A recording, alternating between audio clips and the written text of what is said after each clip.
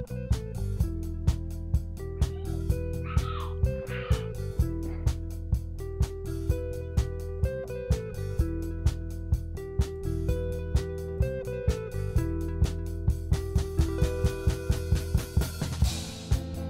the streets of the big city. Yo, welcome back, Full Heel Podcast.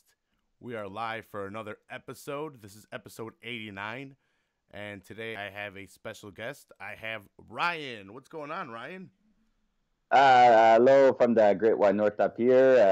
How is everything down in America? Oh, not too bad. I am not impressed by this 54-degree weather. Yeah. In winter, we were at negative 54. Yeah. What's going on, Ryan? Oh, man. Same as always. Just busy, and trying to, getting into the WrestleMania moods these last couple of weeks. Yeah. And happy that we're able to do these things again. Yeah, we're going to have to do these more often, maybe 2 times a month or something like that, every 2 weeks. Yeah, that'd be fun. Yeah. Check them out. I've been watching a lot of WCW lately, too, with the network. Ooh, so I've been checking some old WCW pay-per-views too, so I'll be well versed in some of those soon enough. Nice. What do you think about my big gold belt? I'm gonna be obnoxious with it. It's my first week. Yeah. You're just lucky that I'm not there to knock you out and take it. What? You gotta have the money in the belt, bro. Yeah. Be the number one contender. Yeah, she looks pretty nice. I'm glad I got it. Yeah, but like I said, we probably have to do this every two weeks or something like that. Get something going. Do the WrestleManias. We probably could just go in order. It's a good nostalgia trip. We just did 13 2 weeks ago, and today is 14. We're gonna go over WrestleMania 14. Was this 1998? Yeah, 21 years ago. Whew. Holy fuck! You don't even think about it till you actually do the math, and then it's 21 years ago. God, yeah, because I would have been grade 7, I guess, when this happened. So yeah, and I remember watching this one here. We couldn't afford the pay-per-view, so we used to go to the Snowy channel, and just me and my brother would sit in front of the Snowy station and just listen to it, like old time radio kind of stuff. Yeah, my parents would never get us pay-per-views, so I would have to ask my friends about it, or have to be invited over to a friend's house to watch it, or talk about it the next day. Or read about it in the magazines. My cousin would get the magazines too, or we would go to Walgreens and just read the magazine and then leave real quick. Or walk in every couple of days and read the magazines and then leave the wrestling magazines and then take off.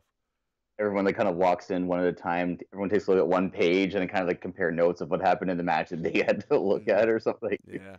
I remember. I'm not sure if this time were there a lot of spoilers coming out? I remember spoilers at one point became a big deal to matches. The spoilers were more the Raw, and I think it would have been just more before this, and then on a couple of times when Mick Foley won the title afterwards. But it was definitely more I'd say 96, 97, where some WCW was breaking the matches down before they happened, and then once or twice afterwards, But this time here is when they were going a lot more live. There was internet, right? Because I know I got the results somehow. I used to keep up with this shit, even though I couldn't see the pay-per-views. I would still know what happened. Or the big ones, my cousin would get them, and he lived downstairs, so I would just go watch them downstairs. Yeah, I know for sure. I remember more often than not, it would be my friends would all tell me about what had happened, and then I'd watch Raw the next night and kind of get the scoops from that, and then. The following month they'd have the results in the magazine. So it was rough back in the mid to late 90s. If you're a wrestling fan and couldn't get the pay-per-view, kids don't know how good they got it with the internet, man. Dude, it's just so awesome going back and seeing these and getting to relive them, kind of. Yeah, but it's funny, without the internet, I remember watching some of these pay-per-views back and being like, man, how did I not see that storyline coming? It's so blatant, so obvious, but you did not see it coming. And because as a kid, you did not see this shit. No. Yeah, because unless you were reading the Dave Meltzer's report and he was putting it out, aside from that, you would have no idea what was about to happen. But now, if you look back, everything's lined up so perfectly. But yeah. Yeah. So I guess we should just get into it, unless you want to talk about Conor McGregor real quick. Uh, What's up, you McGregor know, boy? as I always It's say, your like boy in right there, today's bro. society, it Yeah, no, sucks, man. yeah. Like in today's He's society, you are condemned. yeah, like the second that they say like he's accused of this, it's like you read what people are saying, and it's like you'd think that he had like raped a bunch of 10-year-olds and left them in an attic to die. Like he's been accused. They're investigating it. Let it play out because like so many times people's names get dragged through the mud for absolutely no reason, and then it turns out that it wasn't as bad as everyone thought, or nothing happened at all, and this person's forever tarnished. So I just like I've always tried to say, stand back and be like, you know what? If he's guilty, he's guilty. If he's not, he's not. But let it play out and see what happens. Like, Yeah, look at the only that. reason I bring him up right now is because it's kind of rumored that he's going to show up at WrestleMania this year. I I did hear that. I heard Finn Yeah, Balor. yeah. I don't know if that's what Put it. started the rumors or the rumor mill, but it's not far out there. It can happen. I Yeah, I could mean, see. well, they had Gronk a year or two ago, right? With Mojo Rawley there, he jumped out in the Battle Royale, the Andre the Giant. Mm-hmm. So I mean, and look, even in this one here, they have Tyson. Robin was big in W. Like these guys, like wrestling promotions have always tried to bring celebrities in and try. Sometimes they try to keep it a secret, and other times, I mean, obviously, like especially in today's internet-based world, like things break like weeks in advance and kind of ruins it. But I don't. Like I said, I think for McGregor, just the retirement thing is makes sense because like he wants some more money. He's just not getting pay-per-view bonuses anymore, or pay-per-view points rather. So he wants some extra cash because if he's putting butts in seats, he wants his money, which I don't argue with. And I don't know. I just let it play out. I mean, in your city there with that Jussie Smollett. I mean, look at how fast that thing blew up and everything that came out. I mean, everyone jumped on these two white guys who ended up being from Nigeria that were paid off by like you know what I mean. Like these stories, they twist and turn, and what you think is the truth ends up being fake, and what you think is fake ends up being the truth. So, I don't know if you saw what recently happened with that, like 2 days oh ago or a yeah, day ago. He's released. yeah. All charges are dropped, but he's not acquitted. They're not saying he didn't do it, and they're not really saying anything about it. And they're just kind of like, yeah, we're Yeah, letting him go. yeah. His career is so shot at this point, but whatever. It is what it is, right? Like once you become famous, everyone wants a piece of it. Yeah. I wonder what the truth is. I wonder if we're gonna get the truth. But that case is closed or something like that. The cops are pretty pissed. So Yeah, I heard that the police chief was not impressed with the fact that they weren't given enough people to handle it, and then was it like a DA or something just kind of swooped in and just like saved the day. And I guess it was like strong ties to the Democratic Party. Like I don't know, it's messed up, man. yeah. People do for fame. Yeah. He's got a lot of ties. There's pictures of him with Obama. I don't know what the truth behind it is, but it's very confusing and it doesn't look good for the police department for them just to let him go like that. And it is Chicago. Chicago's pretty corrupt about it. The cops probably did something that they shouldn't have to get information or to further get what they needed to in this case, and I think they can't bring that to light, or else they're also get fucked. So I think they had to drop whatever they had, and they can't proceed. Yeah, you always hear about getting information that frees one person and incriminates another, but then you find out how they did it, and you're like, well, we can't use that in court, so Yeah, no go. Yeah, that's true. But yeah. yeah, it's messy. Camera O1 asked on YouTube. He wonders what McGregor's wrestler name would be. Notorious. Notorious. Just come out to Biggie and just that's yeah. I don't know. I think he's probably too big of a star. Just he'd probably have to stay as Conor McGregor, Yeah, kind of like Ronda Rousey. yeah. No, it would be Notorious. Ronda, Rowdy. Yeah, I think that he probably just keep it the same because that's how he's known. But Yeah, I don't know if he does though. It'll be funny. But yeah, I think it's a negotiation tactic on his part to retire. Oh, it for sure is, yeah. Yeah. Because I mean, all he did was he came out and he said he was going to retire, and the first thing that Dana White said was he's not getting a stake in UFC. So it kind of shows he retired for money, which is why he retired 2 years ago now, back at UFC 200 when he was supposed to have the rematch with Diaz, I and totally forgot about that when yeah, that he had wanted more happened. money. He wanted money, and the UFC said no. He goes, well, fine, I'm retiring. And Mm. UFC said, okay, well, here's some more money, Yeah. and magic how that happens. Yeah. Well, I guess we should talk some wrestling and not really get into MMA. I just want to bring up the McGregor thing again because he might appear. It's a possibility he might appear at WrestleMania 35. I think it is. Sorry, I can't. Uh, yeah, yeah, 35, yeah. Yeah. Yeah. So this one started off kind of how all the other ones start, like a battle royal, but this one was a tag team battle royal. Yeah, 15 team, 14 team. Yeah, just I like I like this match, but the one thing I would have done to change it, which I understand they couldn't because of how they had their storylines at the time, but I would have had the champions come out at the end and defend the titles then and there, Mm-hmm. because technically these battle royales, like I think this was about like a 8 to 10 minute match, it was really quick. You don't see these guys like going for like an hour, like in the Royal Rumble. You usually see them get eliminated quickly. They're still relatively fresh. Um, and some of the teams that they brought in didn't like, was it like the Midnight Express, the Rock and Roll Express, having Bradshaw team with one of the DOA because Crush I think was in WCW at this point, and they were trying to keep those guys together. And Wasn't it the new Rock and Roll Express too? maybe I yeah, think that right, it yeah, was the new Rock and Roll Express. yeah. There was like just yeah, there's so much of like about this that Star was just kind of like lost in the shuffle. Mm-hmm.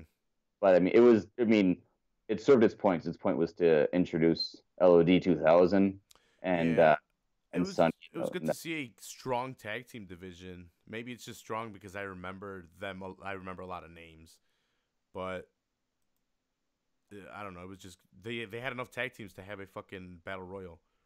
We Yeah, and it was usually have all singles now. yeah, and usually sometimes these battle royals also it's like a couple teams that like it's not you don't get 15 or 14 whatever many it was. Usually you can only get 8 at the most. Mm-hmm.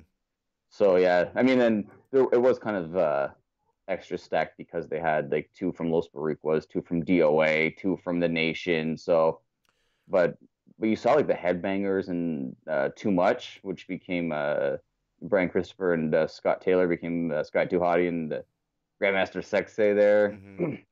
uh, I don't know if you saw the dance the other day with. I put up I the did. yeah. Yeah, He that did was a cool. tribute. I don't know if it was for his birthday or something. I'm not sure. Yeah, I don't know what the reason was. I saw the video. It was fun to see Jerry the King Lawler trying to break it down though. I like that. Yeah.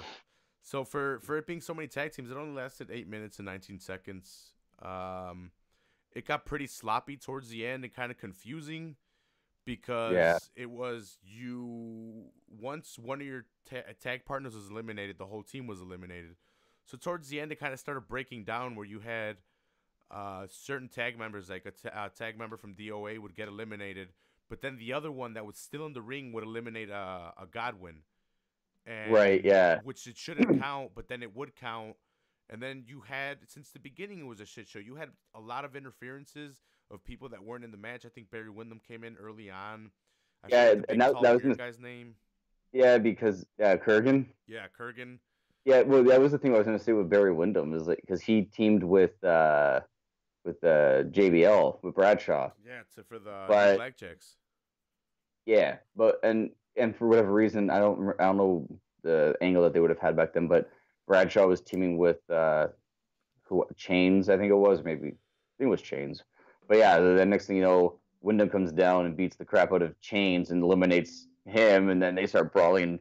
JBL's now pissed at his tag team partner for doing that, and I think yeah, I don't like whatever the storyline probably was something to do with Wyndham probably got hurt by the DOA or something like that, and Bradshaw's kind of filled in with him. But yeah, like it was just yeah, like you were saying, I just think kind it of was got the lost. I think it was the DOA, the Godwins, LOD 2000, and the new Midnight Express, the last four in the ring, and then it like totally broke down at that point. Like Yeah, they got the last two right, but how they eliminated these last two tag teams to leave it to the final two was really really sloppy. They weren't keeping track, they weren't in order, and they were like, "Fuck, I missed my spot" or something. So they were trying to make up spots, but on spots that they couldn't recover from. It's like, dude, you're eliminated. yeah, You're not supposed to be eliminating anyone else. Fuck it, I'm eliminating him. That's what the spot called for. I know that that's what they were supposed to do, but I think they just did it in the wrong order, and it made it look really shitty to me. yeah. No, and even like taking some of the bumps, like there was the one where Hawk used to do like kind of like the clothesline, but he used more of his shoulder and just like knock into the guy, and the guy would go down. But in this one, he jumps into the guy, and they both kind of fell into each other. Like it just the guy he didn't take the bump the right way, and it was just yeah, like it just I think that's the problem when you have 30 superstars in the ring at one shot, and you're like, okay, here's the order, here's what happens, and then next thing you know, it's like, wait, and who's eliminating who? Like, Yeah, it got a little confusing. I was trying to keep order of like, wait, who's this? Like, does this count? But it didn't matter at that point. It was so confusing that they just let it go. yeah, you can almost tell like probably Vince is in the back being like, no matter what happens, just make sure the LOD does not get eliminated. So Yeah, anything else can happen, just don't let them get eliminated, and we're good. yeah, because the Godwins attacked them with a bucket. They I think both of them get hit with a bucket, and Yeah, the new Midnight Express is winning, but somehow LOD turns it around with no help from anyone else, even after getting hit with the buckets in the head, and they win. and that was like Vince McMahon's like old school style, like the late '80s into the '90s of the bad guys will cheat, cheat, cheat, and then someone's just gonna like, for lack of a better term, hulk up Yeah, and just go crazy. And they tried to do it, but the problem with the tag team is that normally Hawk would take a beating and then tag in Animal, but because he couldn't tag him in, Animal just had to like Animal had to be hurt in the corner and just stand up and be okay. Which I mean, they could have had someone come down, hit the Godwins, hit either Bart or Bob. Was it Bombastic Bart and Bodacious Bob? Take those guys out, let all four guys lay in the ring slowly. They can get up and toss one out. But yeah, like it was just quick. You're feeling better now. Let's go. hmm yeah. I wish they would have choreographed everything a little bit better. Would have made the match ending flow a lot better. Well, no, like I said, just all day it was just like that. People running in and throwing people out, and they could have done a better job. I guess I guess it's nostalgia. We want to remember our era as like the best era and the greatest era of all time. And they had their faults. They could have done better in Oh, this. for sure. I mean, and even like LOD 2000 to me was a bit of like a ugh. Like I loved LOD growing up, and when I remember like when I saw the match for the first time and they came out with like their music hits, and like, oh, here we go, and they're wearing goaltending like hockey goaltenders masks, and I'm like, Yeah, what you think about okay, like that's. that? And then they take their masks off, and like their face paint was almost more like NWA style than WWF WCW style. hmm But like their haircuts are different. I'm like, I don't know about all this. Like I preferred my old LOD, which I mean they did come back eventually, but Yeah, it they got just a sucked for number that. one contendership for the tag team titles. That's what they got out of the Yeah, battle royal. which was the rematch because they went on a break because of the New Age Outlaws attacking them and shaving their heads and all that. I think it was in January or early February around that time. So Okay. that's when they disappeared. Then they came back, and Outlaws are the champions. So like now everyone's they're gonna which another thing we'll talk about when we get to the tag team title match. But LOD 2000 becomes the number one contenders, but yet they don't get the first crack at the titles Yeah, afterwards. yeah, yeah. Just what was the point of making them a contender if they're not going to be the number At one contender? WrestleMania, Yeah, yeah. Like WWE because there just was recently has after done they that with become storylines. They build it, build it, build it, no pay. Build it, build it, build it, no pay. It's like, they come on, went guys. they become number one contenders, and before they even get their shot, the titles change hands twice. Mm, Good job there, WWF. yeah. We're just pretend that no one heard that number one contender at the beginning of the match. Well, yesterday, like, what the hell? For those people that watch WWE nowadays, so for WrestleMania, we're gonna have the first ever women's main event, and it's gonna feature Ronda Rousey, Charlotte Flair, and Becky Lynch. The man. The man for Ronda's Raw title. So here's the thing: Charlotte won the SmackDown title yesterday from Asuka, but I heard that they're. I'm the WWE champion, so it doesn't matter. I heard that they're unifying at WrestleMania. Yeah, that's what I was hearing too. But I'm like, how are you gonna like? How if you're gonna unify that, then what? You're only gonna have one women's division for both Raw and SmackDown, but for the men's, you're gonna maintain two separate divisions. Well, they have only one SmackDown Tag Team Championship, and the women are floating in between. So it might make a little bit more sense if they do unify it and make it one women's, and have all the women on the roster. Yeah, that wouldn't be bad. Like having them go back and forth at these two with like the one. I was hearing the rosters are going to be put back together because the Fox deal, they want the whole entire roster. They don't want half of the roster. Okay. And I think that deal starting at the end of 2019 is gonna. I've been hearing that as well, that the brand is gonna merge back together and the brand split is gonna be over. So that would make sense if they unified the titles. One women's tag team, one women's undisputed, and then I think we have to cut the men's down to one undisputed. We don't need two titles. Well, it would make sense. They'll because Vince hates Daniel Bryan and he also hates African Americans, so he'll give the belt to Kofi, and then the following night on Raw, Lesnar will just destroy Kofi in like 30 seconds, and Lesnar gets all the gold because that's what Vince loves, right? Yeah, that's what he does. That's all Vince does. Like, hey, maybe we get a new belt. We got a new belt after this Mania. Do we? Yeah, after this Mania on Raw, the big the Circle Winged Eagle belt is no, the old school style. The giant circle one. Yeah. Winged Eagle. Yeah, that's the one we get. The champion gets it. So it's about time because that red one there is just blindingly bad. Like, no, I mean, at this WrestleMania, at 14. Oh, sorry. I thought no. The next day, they presented the winner of that's WrestleMania right. with the new, I guess the Attitude Era belt is, I think. Attitude Era, yeah. Before it becomes like the Austin Smoking Skull belt. Mm-hmm. This is where around time where everyone got like a special like whole belt, not just like the side plates. Yeah. Yeah. So that was a good tag team match. Anything else you got on it? Yeah, no, just like all openers. It was quick. It was like you said, it did get sloppy at points, but it ultimately got the storyline across that they were aiming for, which was to get LOD pushed to the top and get them back into the tag team title picture. And yeah, they set up a couple good tag teams, but then it also broke a couple up too, because around this time also was a lot of guys were jumping ship to WCW and that kind of thing. So. But yeah, it did what it was supposed to do. I think the Monday after this one was the first, or a month after this, this WrestleMania, WWE finally beat WCW in the ratings for the first time in like 87 weeks. 83. Damn. Yeah, and it was. I don't think it was the one directly after. Maybe it was.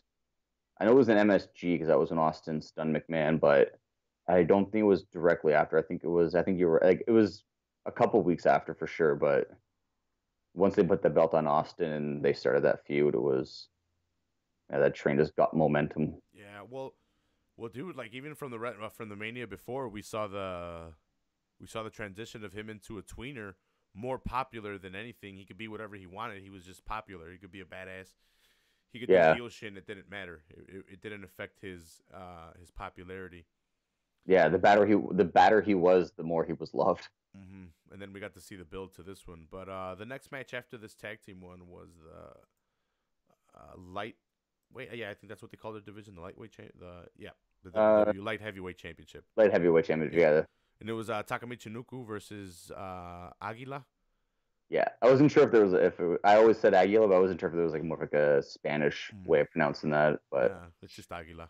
I guess Mr. Aguila in AAA in Mexico and stuff like that. He was kind of weird. He had like almost like a Jeff Jarrett kind of thing going on. yeah, I noticed that when I went back and watched it. The suit, That that's what I meant. If you guys, yeah, like those straps coming down off the top yeah, and kind that. of showing his abs a little bit. It was a little weird. Yeah, but not quite. He liked to show his body off, but he was still a little self conscious. Yeah. This one wasn't too bad. I think they just talk a lot more shit than they should about the light. I guess you can't blame Takamichi Nuku or the people coming in to face the WWE's light heavyweight champion. They were putting on good matches. They just weren't huge names. They weren't the Rey Mysterios. They weren't the Eddie Guerreros. They weren't the Dean Malenkos. WCW, with their popularity, had gained with their intelligence as well by stealing from ECW and like, oh shit, look at these guys. They're getting popularity. Let's take these guys and make them big and start off our show that'll lead into the NWO. And they might not have gotten a lot of respect, but they had big names in the lighter divisions that were getting fans attracted, and then the NWO would keep them there and they would finish off the show. But a lot of people talk shit about the guys in this division, but they could wrestle, man. They were good.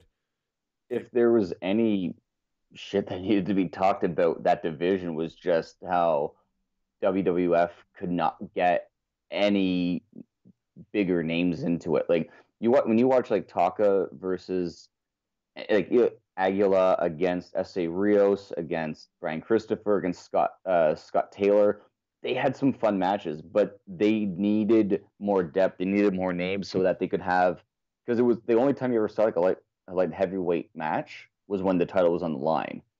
Whereas in WCW, they could get away with having 2 or 3 matches because they had so much depth. Like their roster, I mean, half their roster was basically cruiserweights in WCW. Almost, it seemed like almost every other match was like they'd have a big match, but they'd always make sure to put like the high flyers in just before, just to kind of like draw the attention back to the action, and then they would have like the bigger, tougher guys kind of like carry the show on. But yeah, if you watch Taka, like some of the moves he does, you got to think if he had the chance to go up with the prime Rey Mysterio, La Parca, Chris Jericho, Dean Malenko, like all those guys, he probably would have killed it. Even like a guy like Psychosis or Juventud, I would have loved to have seen him get that opportunity. But I mean, his biggest name probably that he ever would have taken on was Christian, and even I wonder if then, he faced but Christian, I guess, would be a bigger name in the wrestling popularity scene than for this era Dragon. anyway, I should say. I don't know if he faced Ultimo Dragon in that era because I know that WWE brought him in, but They brought him in they didn't use him right. this. Yeah, I think they brought him in like early 2000s. Oh, okay. I think he was there more after WCW shut down. He might have been in WWF briefly, but I remember him more like probably like WrestleMania 19, 20, 21, somewhere around that time. Oh yeah, I was so excited when they brought Ultimo in, and when I saw they did nothing. They did nothing. I was like, come on! Like I used to watch WCW, like get excited seeing him come out there. I think he's held titles all around the world, especially the light heavyweights, at least the lighter divisions. But it's super entertaining for people that haven't seen him. Check out these matches just because. Well, I know Takamichi Nuku and Funaki and them just because I used to watch these shows as well, or the Raws and was it Shotguns at this time? Saturday Night Shotguns? Yeah, they would have had Shotgun Saturday night, and Sunday Night Heat might have just been starting up around this time, maybe like another 6 months to a year after. Yeah, I would catch the free ones. Well, I guess that's how I would get my updates too, just catching the free. Yeah, because they used to have like a little information desk where they'd quickly talk about what happened on Raw, or there was no SmackDown at the time, but that's where we're going. Then the match after that was Triple H with China taking on Owen Hart, and then you had Special Enforcer Sergeant Slaughter handcuffed to China, so she would interfere in this match. Was he Commissioner Slaughter? Did they say? You're right. Yeah, he was commissioner. Was he commissioner this time? Yeah, he's commissioner. Oh, because at the end, you hear Jerry King. China just hit the commissioner. Oh, okay, okay. No, yeah, like I love the idea of this matchup, like having to get China handcuffed, because I think we talked about at 13 the way that she would ragdoll even the male wrestlers sometimes. So the fact that they had to have China handcuffed to slaughter kind of like really just even showed how big of a badass she was. Hmm And Hey, last WrestleMania was DX. The DX wasn't formed, right? We had the regular DX formed just within before this year. it was just before Survivor Series when in '97. Okay. So it would have been the summer, like, so we did the WrestleMania 13. It would have been that summer that they started teaming up, leading to the Montreal Screwjob and then into here. Okay. Yeah, because WWE or F at the time definitely ramped it up when WCW was kicking their ass. You can see the fucking change. It's a complete difference, especially Oh, now. Like, it's ridiculous how I fast they think change. you could see the no, you can see the transitions, but now you have the DXs. Yeah, You have the Austin 100% 316. Um, and even like when you think about like the staging, like if you watch like say like WrestleMania 1 to 5, this like a lot of the coloring's the same, the ring's the same.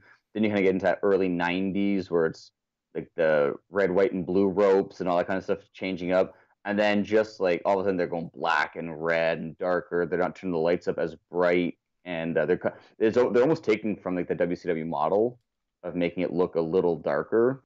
well, And they even changed the logo for and after this WrestleMania. It became like that the scribbled with line, yeah, just the yeah, line or whatever.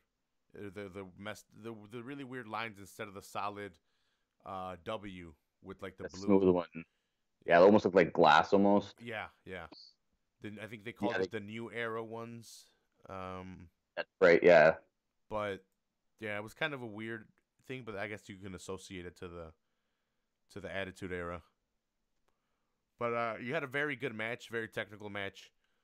I think Owen was definitely the face in this one, and then you had heel as Triple H. he was one that, yeah, because he had his ankle broken, and that was like the story leading into it. And one of the I was the other reason I kind of like attacked him on Raw. His way, he's in a walking boot on the Monday, which I love wrestling so much. He's in a walking boot on the Monday, gets attacked on his broken ankle with a baseball bat, and he comes out on this Sunday with not even limping. Like it's so like I don't care how corny and how bad it looks. I eat that up all day long. Like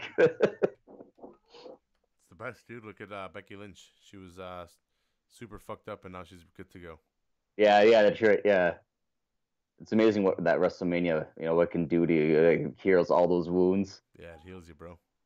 But yeah, watching these matches take me back. Like Triple H and Owen, they had some fantastic matches back in the day.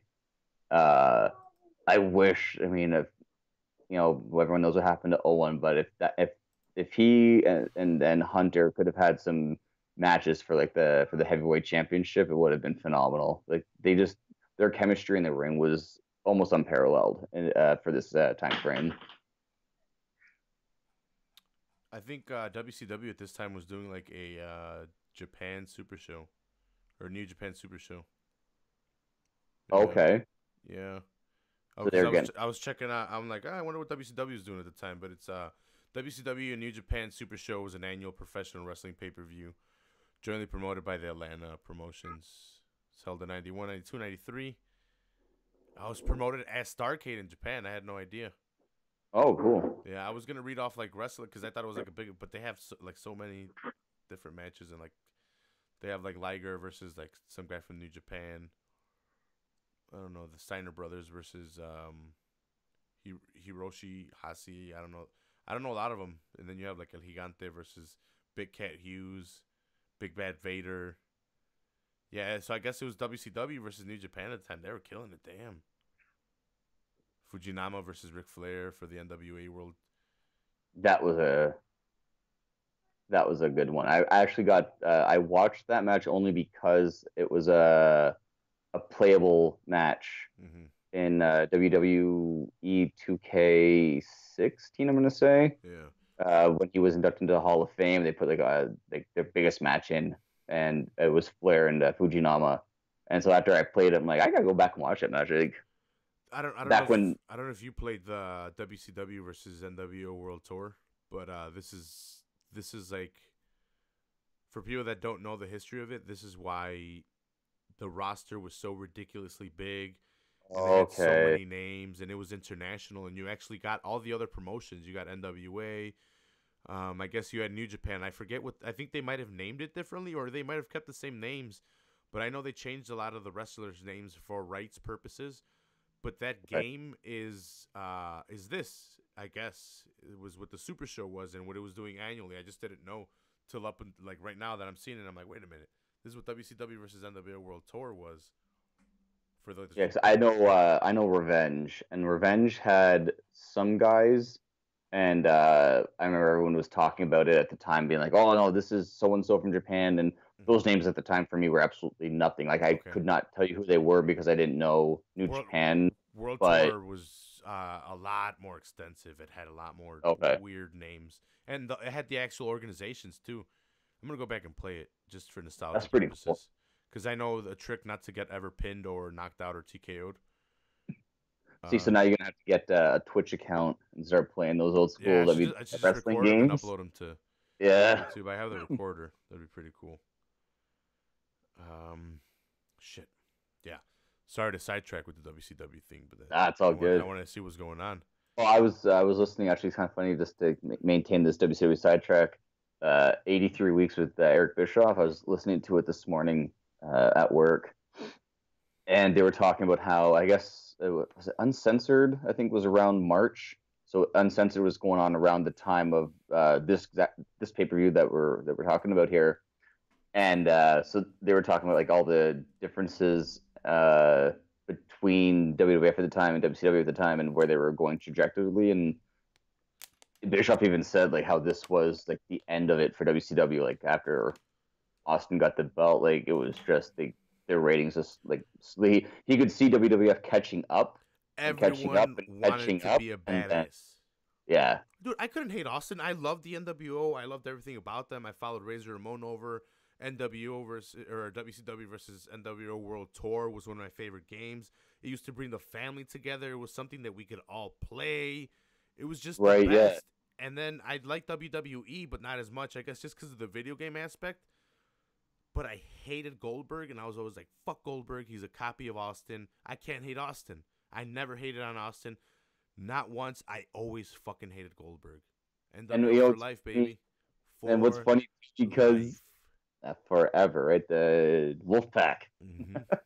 and but the WWF was like because WCW always had NWO taking on like the face, doesn't matter who it was.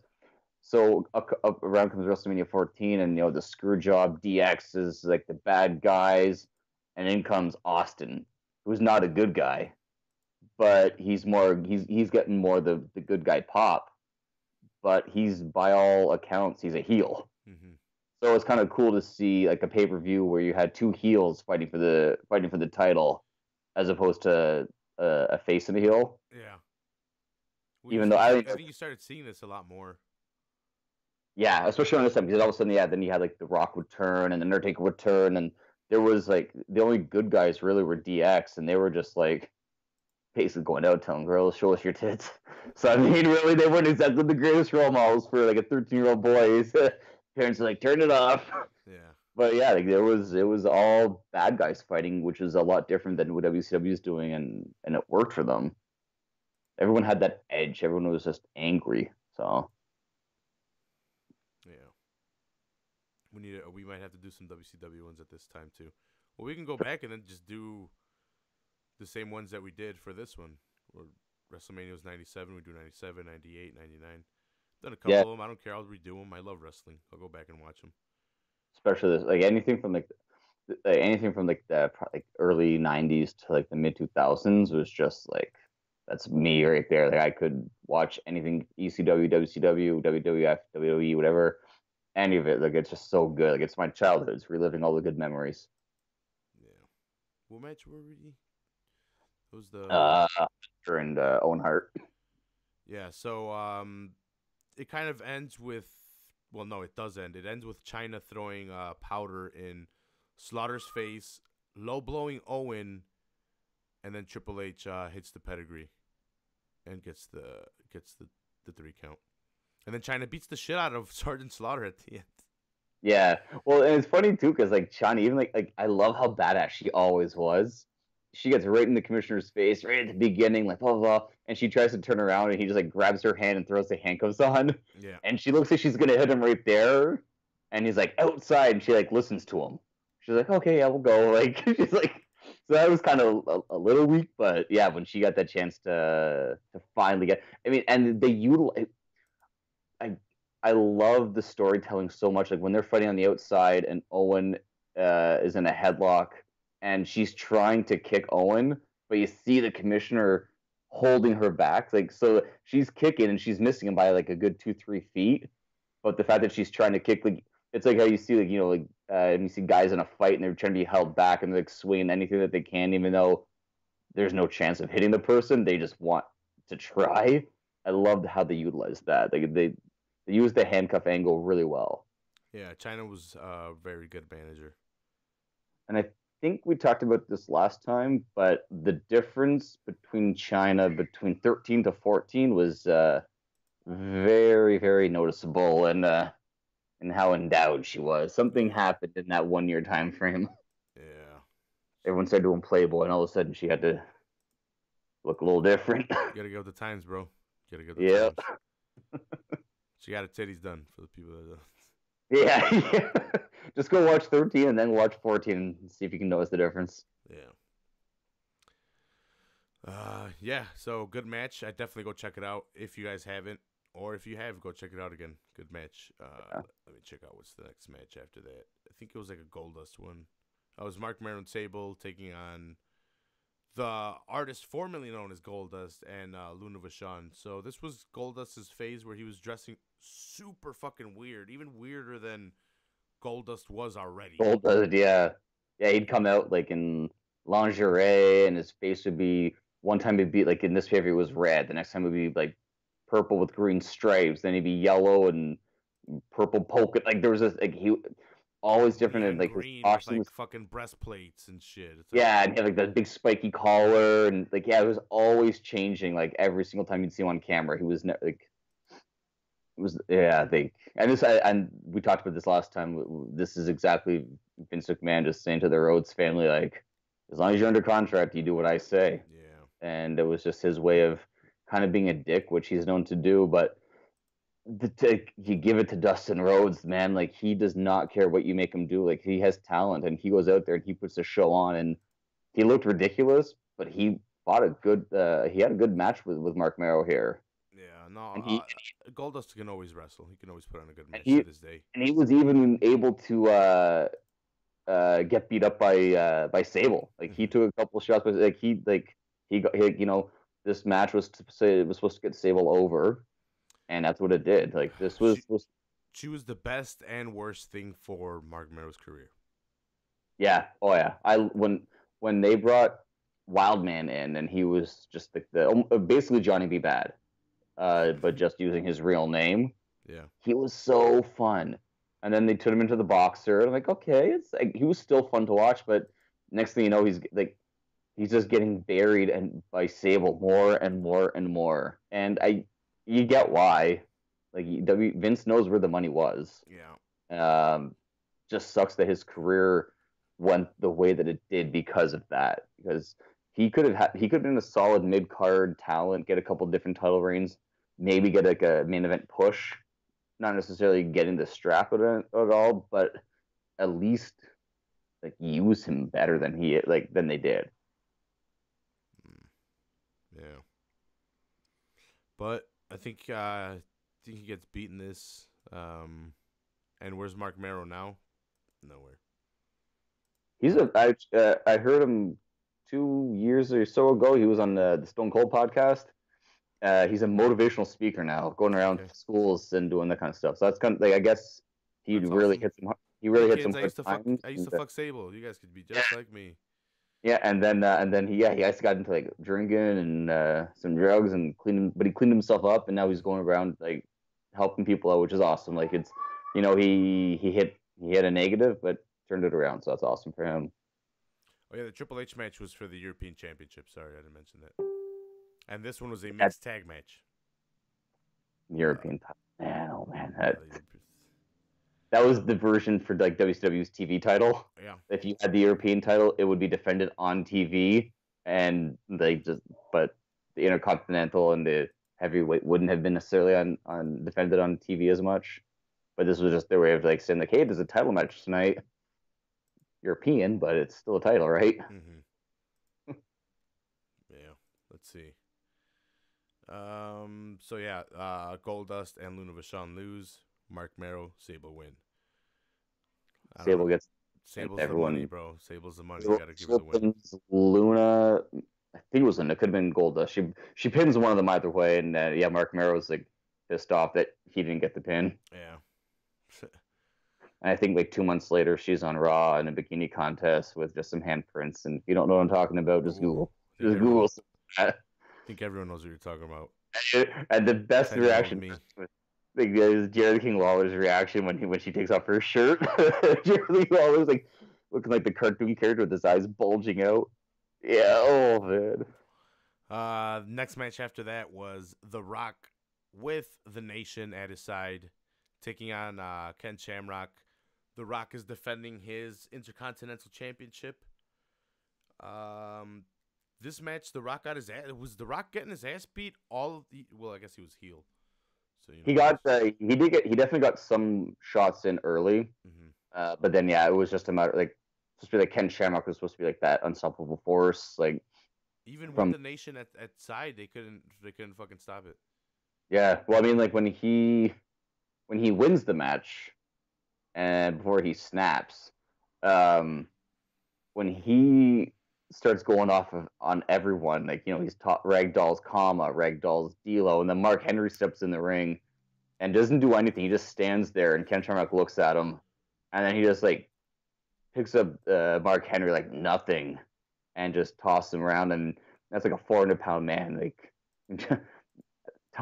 well, I mean he still is, but Ken Shamrock was definitely on Hey, you can do all. that. You can do that when you're on all the steroids in the world. You have everything available.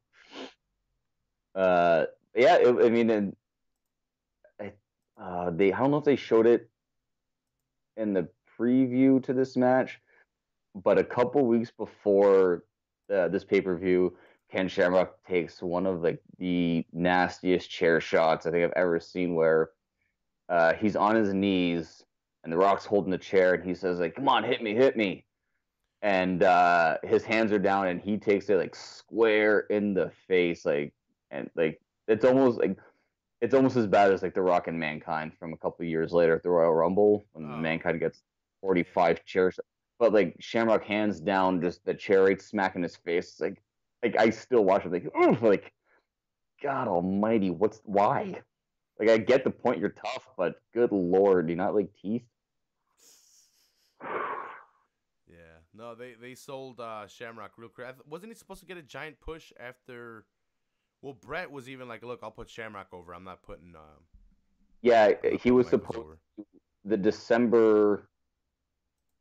December prior to this WrestleMania, Brett said, "I'll lose the belt to Shamrock, and then do what you will do whatever you want to." But that ended up not happening, and instead they had it set up to be Shawn Michaels and Shamrock.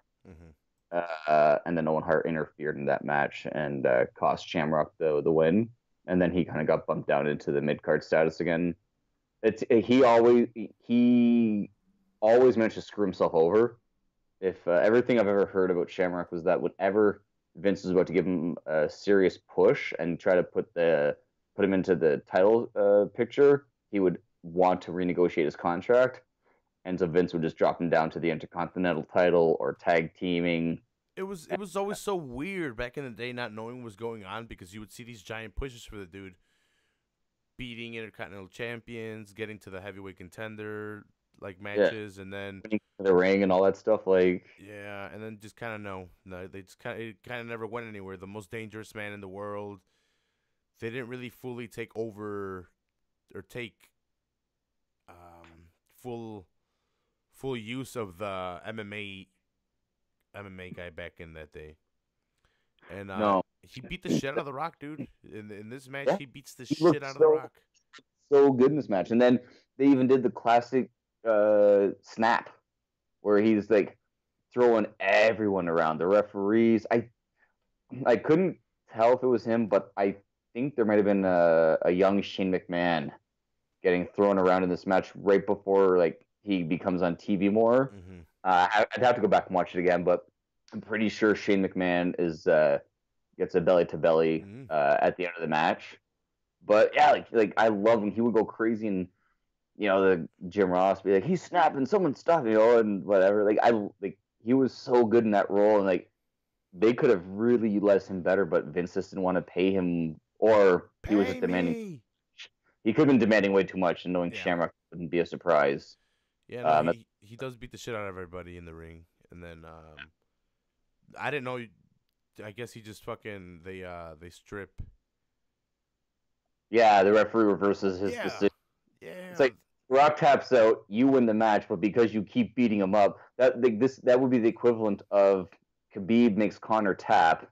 Khabib jumps out of the octagon into the crowd, and Dana White says, "Okay, well, we're gonna give the belt to Conor instead." Like, that's about it makes about as much sense as that. Like, well, he beat. I was a little confused because remember they weren't putting the title on Khabib. I was like, "What the hell's going on here? Why aren't they putting the title on him?"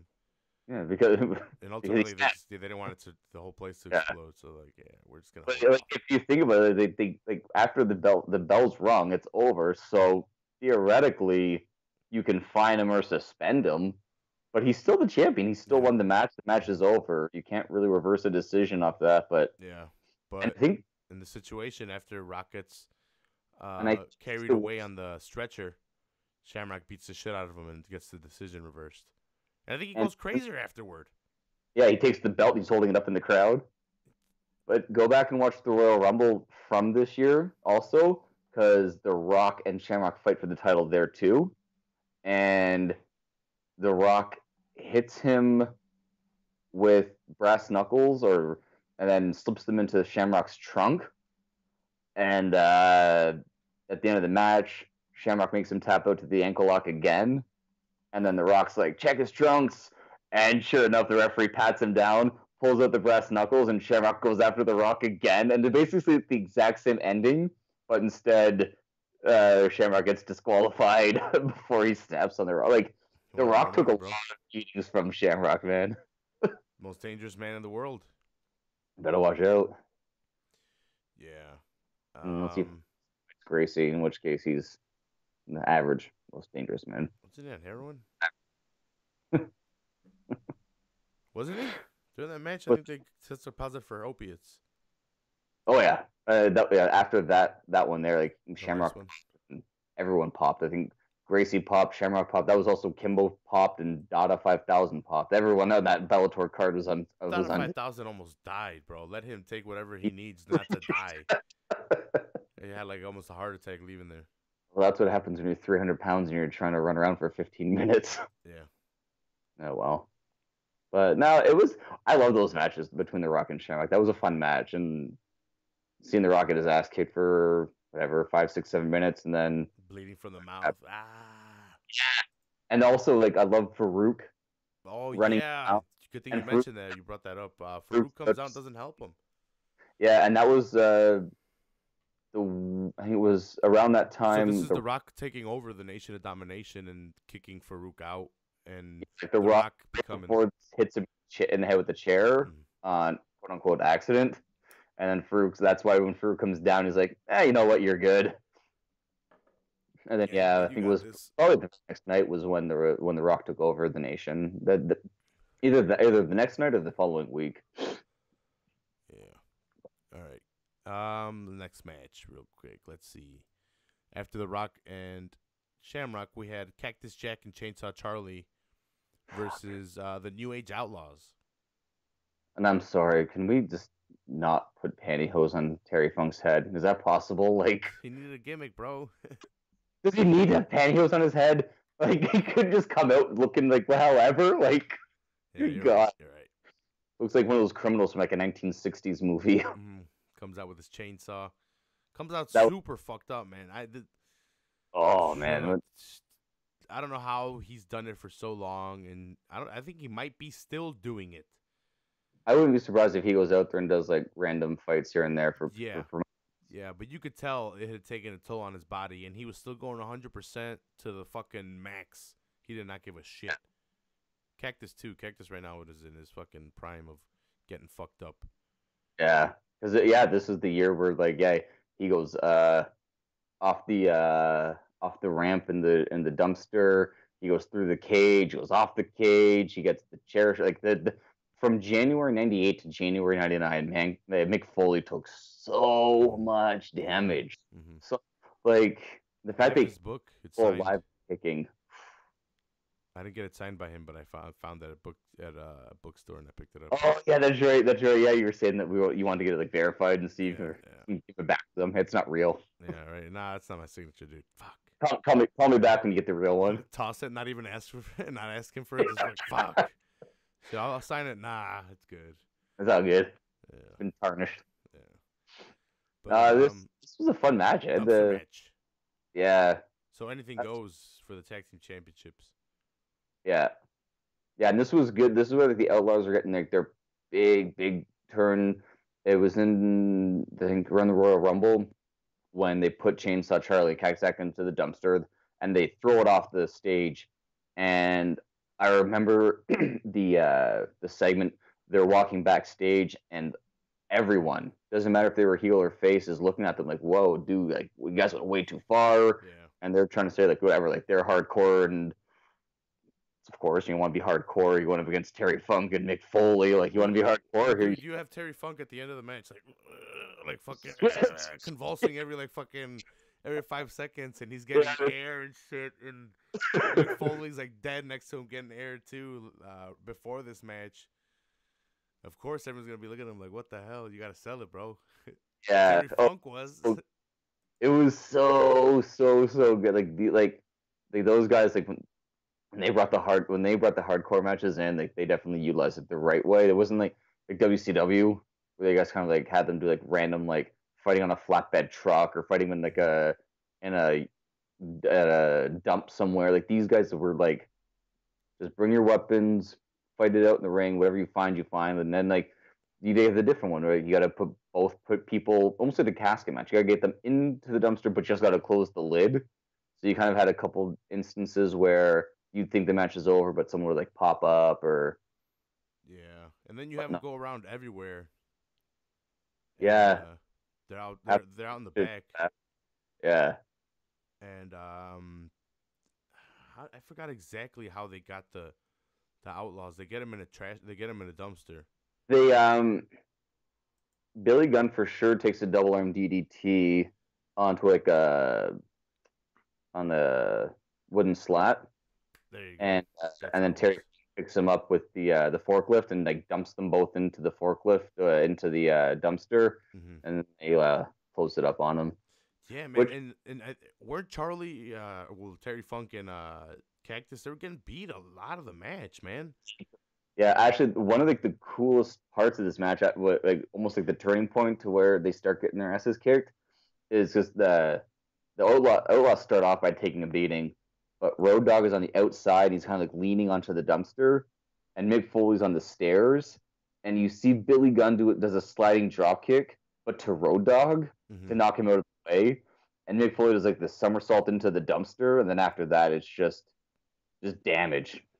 They just start wailing on them with cookie sheets, chairs, anything like, and they utilized the dumpster well. Like it wasn't just there just to get dumped into. They actually utilized like back body dropping them through like the lid or using it as a weapon. Like they were smart. Like they didn't. It wasn't just a prop. It was. They used the ring dumpster pretty well. The one that they just used to close was the one in the back.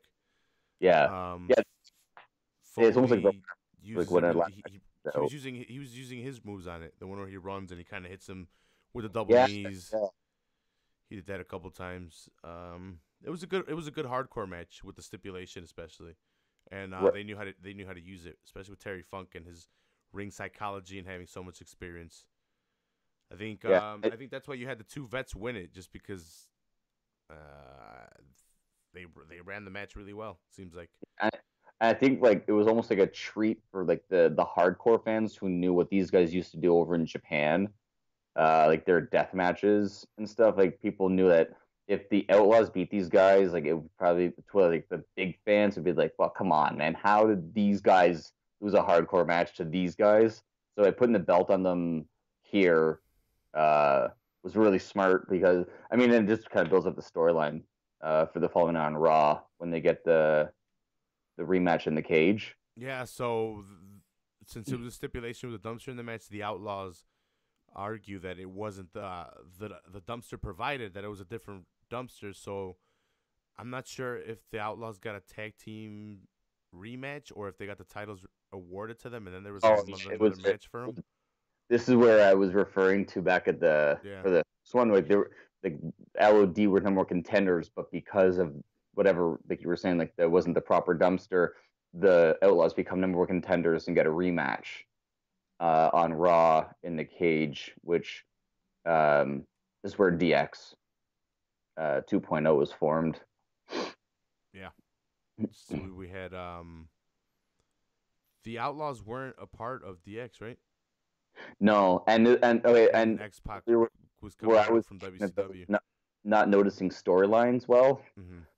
In the lead up to this pay per view, you go back and watch it. The Outlaws were hanging out with Hunter and Shawn Michaels, uh, beating up Austin, and Austin was taking on one of the Outlaws or one of DX almost every week after he won the Royal Rumble. So they were really setting up that they were aligned in some way, and it wasn't until the Raw after this pay per view where finally they were announced as the new members of DX, Mm-hmm. replacing Sean. There's a spot in the match that I forgot that I kind of wanted to talk about that I wanted to make a note of. So there's a spot that they do where Cactus is on top of the ladder and the ladder's by the ropes, and then Billy Gunn goes up and they're fighting on top of the ladder, and then Road Dogg hits Terry Funk with the pan. Oh yeah, and gets hit into the ladder and they fall in. My question is, why are they on the ladder? yeah. It made no sense. I know it's to set up the spot. I know that's what it is. Yeah, I think the ladder gets brought in, and you're like looking at it. You're like, there's no reason for a ladder. It's almost like when you play the video games and you bring the ladder out just so you can like jump off it for no reason whatsoever. But yeah, there's absolutely no need for a ladder to be in there in that position. Except for that exact reason to have this guy fucking back into it. Not even for a purpose of obtaining anything. It's like, this is how we're going to get into the dumpster. We're going to climb up and then you bump into it. Okay, how? I don't know. We'll just punch each other on top? Okay, makes sense to me. And you want to talk about the mark of a real good commentator? Is like Jim Ross and Jerry Kamala were saying, like, you know, and Cactus Jack's now climbing the ladder, and him and Billy are fighting on top. They're not asking why. They're just talking about what's happening. Like, props to them. Like they sold that. And I don't know if this is like a statistic that's kept anywhere on any wrestling website, but I'm gonna go on a limb and it's probably safe to say that Mick Foley might be the only person to use a forklift to win championships on two separate occasions, because he used the forklift here to win the tag team titles, and then at halftime heat, uh, he pins the Rock under a forklift, so the Rock can't move, and he just sits on the wooden slats there and just gets the 1, 2, 3. So Mick Foley twice got to use a forklift to win the title, so it's got to be history in some way. Nice, it probably is. I mean, I don't know if anyone even would keep that statistic, but it's there. Well, it's there now. It's there now. So yeah, you're right. It's on. He gets double arm DDT, Mick Foley's finisher, onto the slab, and then he puts Road Dogg on there, and then Chainsaw Charlie scoops him in there, and that's how what about one thing we didn't? I was gonna say the when the Outlaws think that they have it won at ringside, You see Mankind or Cactus Jack pops out his hand up and holds it up, and Billy Gunn's celebrating. And he drops the mandible claw into Road Dog, and Billy Gunn comes over and he gets the double mandible claw in while he's still standing in the dumpster. And you look at how deep that dumpster is.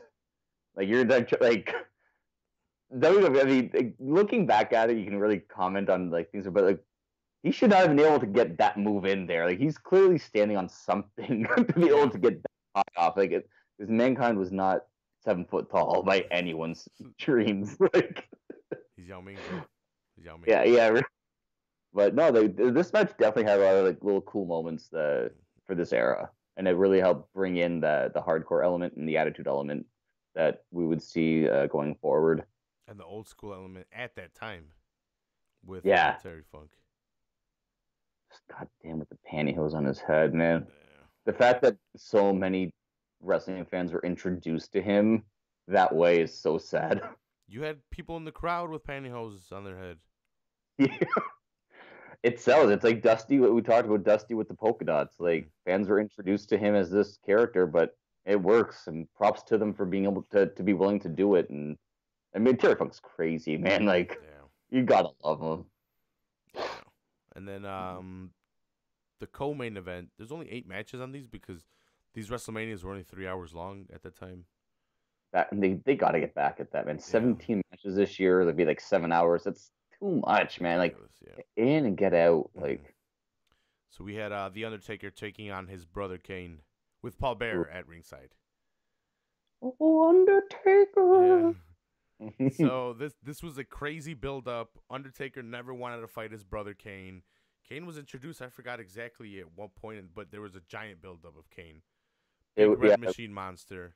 There was like that whole thing of Paul Bearer's revealed he was alive and he's going to bring him back. And it was at the SummerSlam 97? Bad Blood. When Shawn Michaels took on Undertaker in the Hell in a Cell, the first Hell in a Cell match. And Kane comes out and, Vince McMahon, that's gotta be Kane. And walks down, just rips the door off, choke slams the Undertaker. Shawn. I think the one I was talking about is at the end where Undertaker wins. Paul Bearer comes out and is like, "He's alive! He's alive!" And then the Undertaker just stands in the ring like, "What the hell?" All hell, yeah. And then I don't. Yeah, so after that would have been the Survivor Series where Kane fights Mankind and just we've talked about that one before. He just mollywops him for about 10 minutes. Oh, dude, I've seen that. And then it was the big one was the Royal Rumble. When the casket match, Undertaker and Shawn Michaels, and all the bad guys are down there beating up Undertaker, and you had like all like the bad guys from back then. Because every casket match the Undertaker was in, but if he lost it, it was because all the bad guys came out to kick his ass. Out comes Kane, and they start to clear house, and then Kane choke slams him, locks him in the casket, chops it with an axe, or first he locks it, chops it with an axe. And sets it on fire. Mm-hmm. And Undertaker's not seen on TV for like a month or so. And Kane's like lighting Jim Ross on fire, lighting a cameraman on fire. Like everyone's getting, like all these guys are getting attacked. And the only way it could stop is if the Undertaker agrees to fight Kane at WrestleMania. And he finally does it and pretty much starts off like probably the longest running feud in history. Like as this thing went from 98 up until probably like 2015. Did they have 3 WrestleManias in the row that they faced each other, didn't they? No, they did 14 and 20. Okay. But they went from Brothers of Destruction, and then one of them would turn heel. Mm-hmm. And then these guys, they had a rivalry that went on for a good almost 2 decades, where at one point these guys were going to fight each other throughout the year. It never got boring. It started off amazing at this WrestleMania, and it just kept going, like staying fresh. It never got old to see the Undertaker and Kane fight, like because they could sell each other so well. Yeah, and this match right here, I don't know how many times you see it happen, but the Undertaker was getting his ass kicked the whole match. Yeah, like dominated. You go back and you watch when Kane throws him into the turnbuckles, and kind of like how Ric Flair does that like flip into the turnbuckle before he falls on his back. Mm-hmm. Undertaker, just before he hits the turnbuckle, he jumps like a good 3 feet in the air, lands into the top turnbuckle, and crashes down. Like he really sold Kane's power really, really well. It was like so refreshing to watch like that kind of stuff. And then I think Taker's only offense may have been old school, couple like 2 choke slams and 3 tombstones. I like he may have had a couple punches here and there, but for the most part, yeah, like you said, Kane just looked unstoppable. And there was no streak really at this time. It wasn't really talked about, so they could have easily have given this one to Kane. But no, we didn't know what the streak was at this time. Yeah, because I mean, only here he would have only had maybe like 5 WrestleManias, so it wasn't really something that was really talked about for another few years. But I mean, obviously they give the Undertaker the win to set up like the storyline going forward, the Inferno matchup and casket matches that they would have in the next before they would be joining forces at SummerSlam later that year. But yeah, I forgot just how good this Kane really was. Like when he was so new. 3 tombstones to beat him. Yeah. Like it was ridiculous. I think he was I think he hit the Undertaker with 1, but the Undertaker kicked out. Yeah. And then reversed the second time that Kane attempted it, and then hit him with 2 more after he kicked out. And it's funny, Paul Bearer comes in with a chair and botches a little bit, misses a kick, and then finally starts connecting with some weird kicks. Well, there was also a little botch. I forget exactly how they end up in the position, but it's almost like the electric chair that Edge used to use, where, or you know, like the setup for the Doomsday device, where one guy's sitting on the other guy's shoulders. Taker's sitting on Kane's shoulders, and as he goes to Kane goes to sit down and drop Taker in his face, but he doesn't get him over his head right, and so Undertaker kind of like lands on his feet and rolls off to the side, and it was a really weird botched move. Well, the first tombstone, I thought he was gonna drop Kane on his head because he kind of I don't know if he slipped out or it just kind of I don't know if that's how it just happened. It looked like he almost dropped him. He didn't fight too many 300-pounders. Like he would fight like Sid and Diesel and Mark Henry off and on through his career, but for the most part, he was always a lot bigger than his opponents. So, and also like equal height is having someone the same height and same weight, and you're trying to get up like. Tuck your head, Kane. Tuck your head. Yeah, thank God. Yeah. Thank God Undertaker's a professional. Yeah, we forgot to mention that Pete Rose. Yeah. Got his ass kicked by Kane in the beginning. Yeah, came out talking. I left some tickets for Bill Buckner at roll call, but he let them roll between his legs. If you're a baseball fan, that's a reference to the '86 World Series, where because they're in Boston. Yeah, and so the fans are booing him, and then Kane comes out, and I think it was 2 years in a row. I think he comes out the next year as the Chicken. I think he was a Chicken. I think they're in Philadelphia. And he takes off his mask and he hits Kane with a baseball bat. Or no, he hits Kane with a baseball bat. Everyone's like, "What?" And he takes off the head, and it's Pete Rose, and gets tombstoned again. Oh, Pete. Does he ever get into the Hall of Fame? I think so. I think eventually all those guys get in. Steroid guys, cheaters. I think eventually they're just gonna have to eventually the Veterans Committee will just say, you know what, put an asterisk, put them in a special wing of these guys were good, but they did this. But when did they start? Who did Pete Rose really gamble on? He claims he bet on his own team to win, not to lose. But no paper trail. How can you prove that, right? Yeah. I mean, he should have kept records. I'll tell you one thing though. For Pete Rose, if you're gonna be charging $150 for an autograph, you deserve to get tombstoned at every WrestleMania. Dude, fucking wrestlers charge $100, dude. It's such a. I mean, I get it. Come on, just do it at a certain age. Just let them have it for free. Like, I remember when I was 10 years old, maybe 10 or 12, and we went to see the Mariners playing the Tigers, and I saw Alex Rodriguez. I was like, "Oh my God, can I get your autograph?" And he was like, "No." He just walked away from him. Oh, you piece of shit. And I never liked him from that point on. So when he started popping for steroids, I'm like, yeah, good son of a bitch. That's what you get for 20 years ago, destroying my childhood. Get him. He deserves a tombstone. I think there's a documentary coming out or something. Rogan mentioned something with the Ron Funches.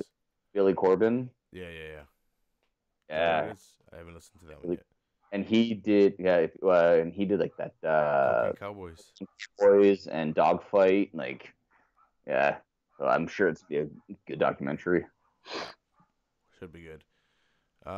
This was a good match. If you guys go check it out, Undertaker selling a lot, and then eventually picking up the win against his brother Kane. Awesome feud between the two. One thing that not ended here, just a great match though. The one thing we forgot to I forget what match it was just before, but they started doing those promos for the Attitude Era, where the guys would walk out in like the old train yards with the dumpsters are on fire, and Okay, they'd I come up remember that. talking. Yeah, they would start talking like I'm this, I'm that, whatever, and whatever, and they'd say like WWE or about the time WWF, and they would just slowly start to bring in this different thing. I love going back and checking out those little promos that they did.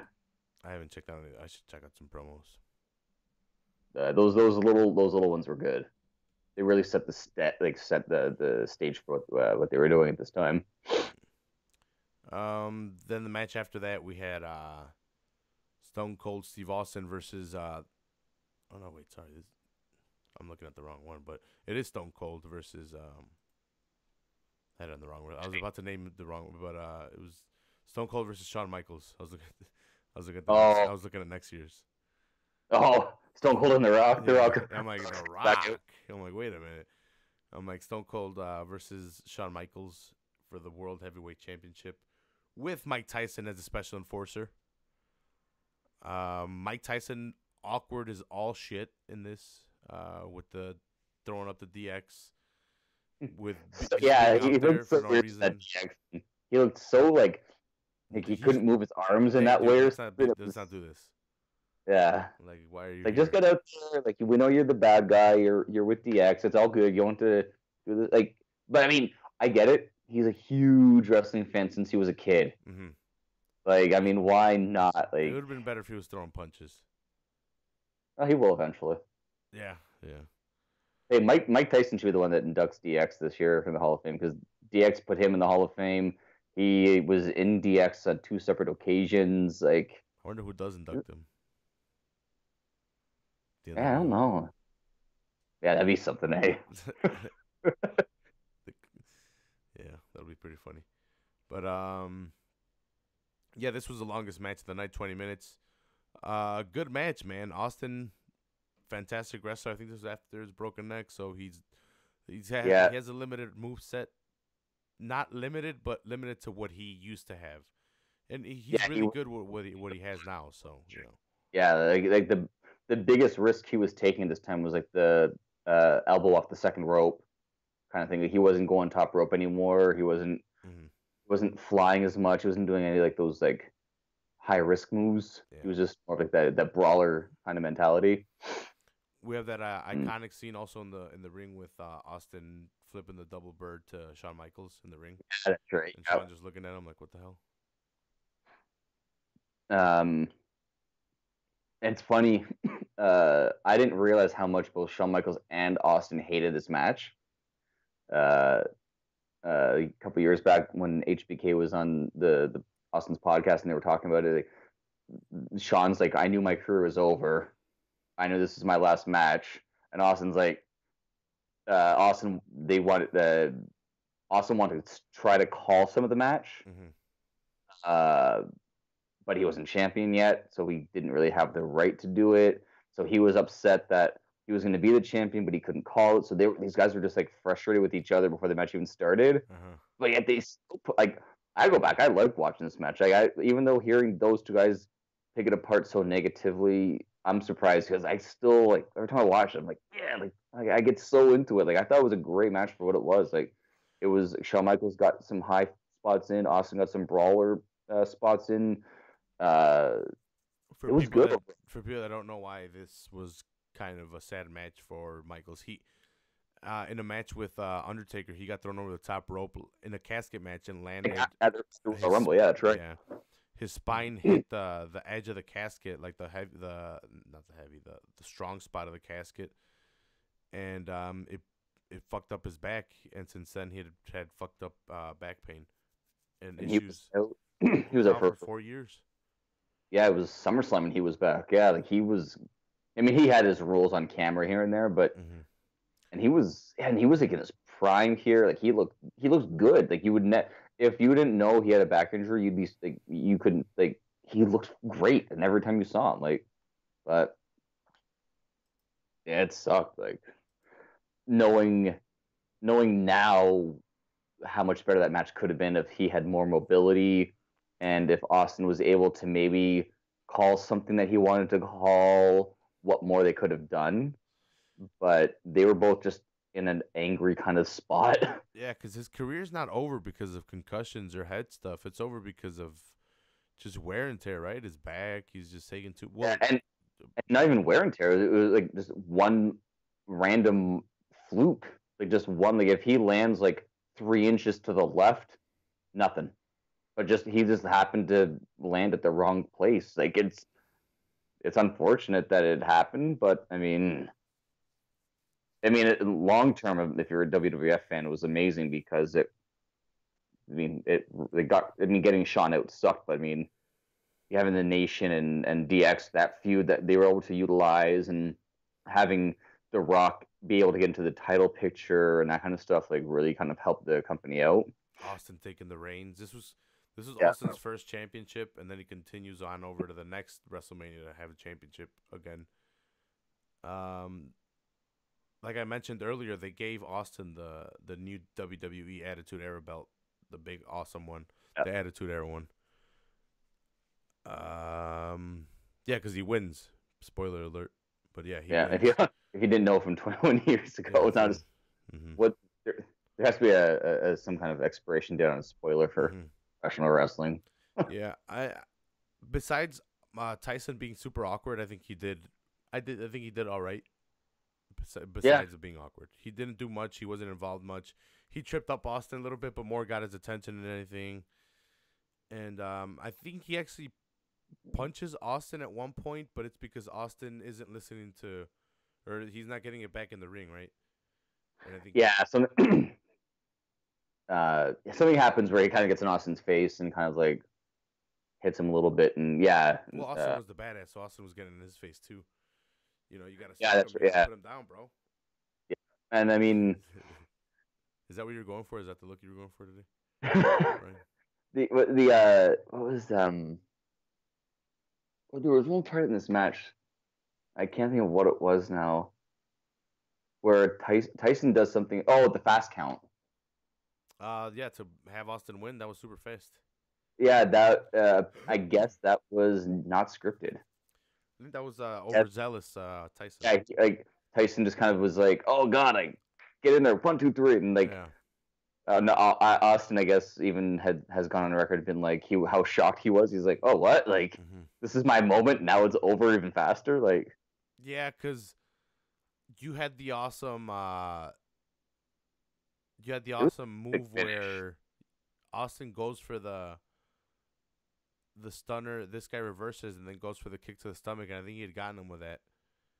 And then he reversed but then Austin catches on to the second time when HBK goes for it, catches the leg, and then spins him, doesn't he? And then stuns him.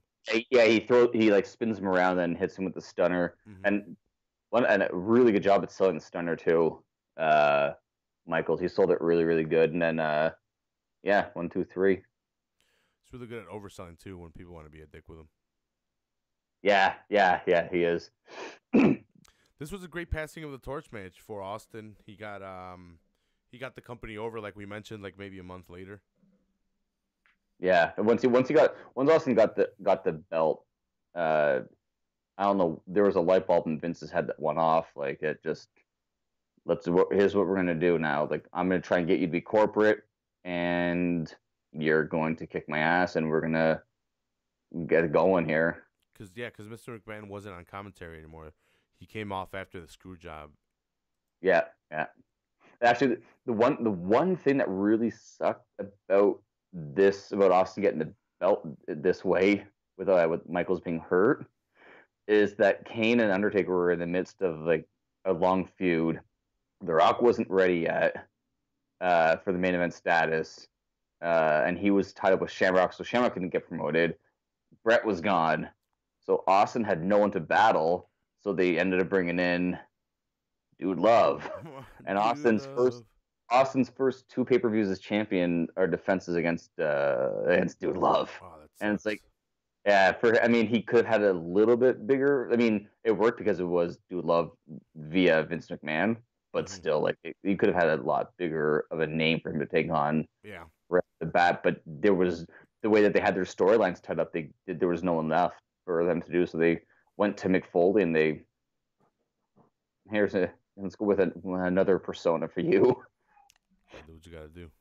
Yeah. Dude, love.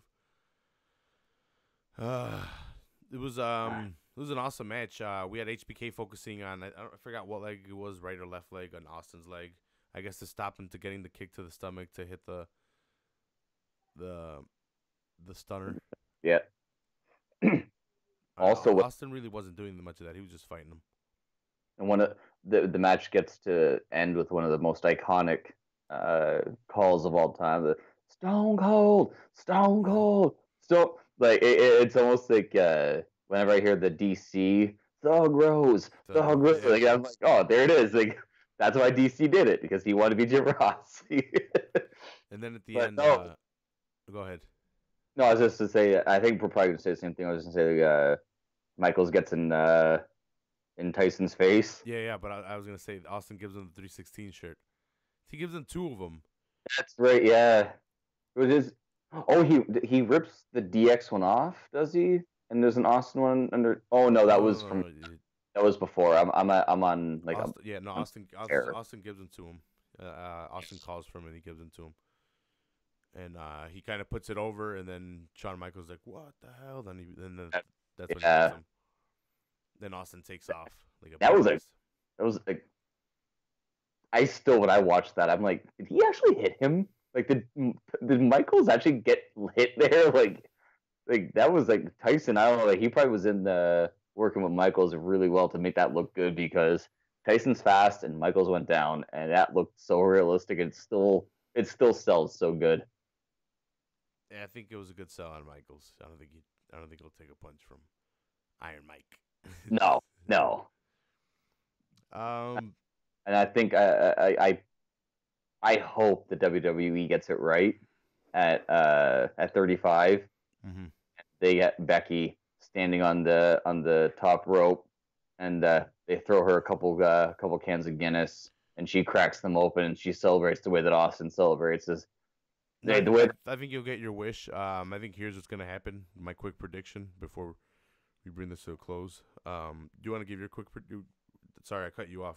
Do you want to finish Oh your? no, no, I was just gonna say I just want to see because they've been making this parallel of Becky and Austin for a while now, and they keep on talking about how like they connect on social media all the time, and hey, let's have some drinks together. I think the best way to do it, give Becky the title, have her like, and it's got to be Guinness because she's Irish.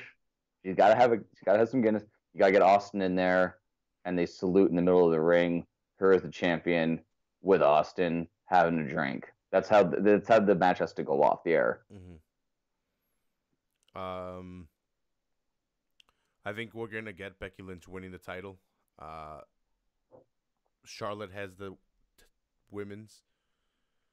Uh, and Sasha and Bailey will retain the tag team championship, and we will have the four horsewomen of WWE, all with a championship, facing Oh, off versus the four horsewomen of the MMA. that's a good call. I didn't even think of it from that angle. That I think we're gonna that would get be that. a good that could do be a good feud going forward, especially for the women's division. Hmm. They could do a story. Like that would definitely keep momentum going. Hmm. I want to thank you, Ryan, for joining me on this breakdown of WrestleMania 14. Yeah, Yeah. Oh, I'm gonna let you get back to your kids. Like I said, I want to thank you for joining me. The yeah. WWE Thanks for champion having of me on. the podcast game. Lo- love doing that. Like, I love talking old wrestling. Like, I say this every time I've been on. I love talking wrestling. Mhm. I love going back and watching old ones and breaking them down.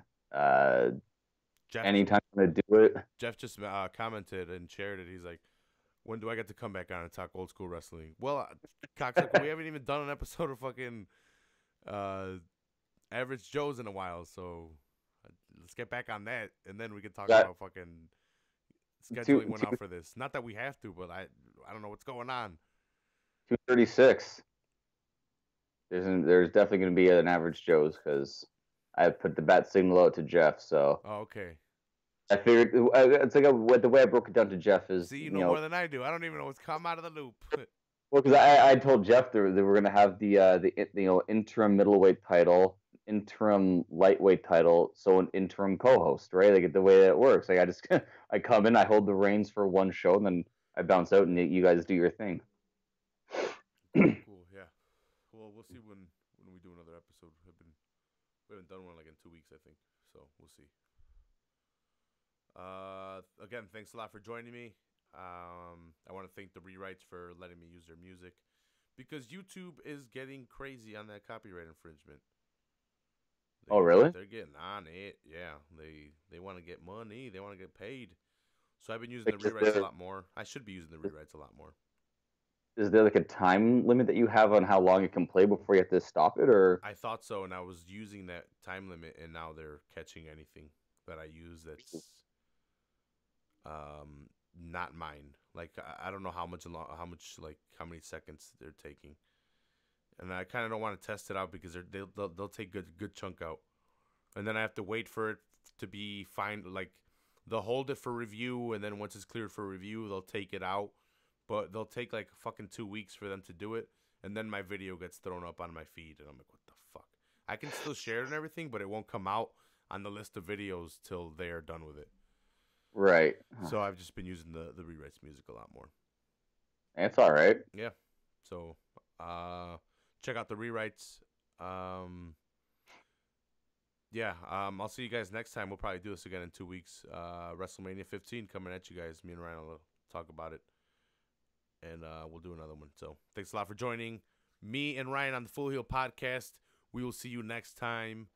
Au revoir. Yeah. Peace.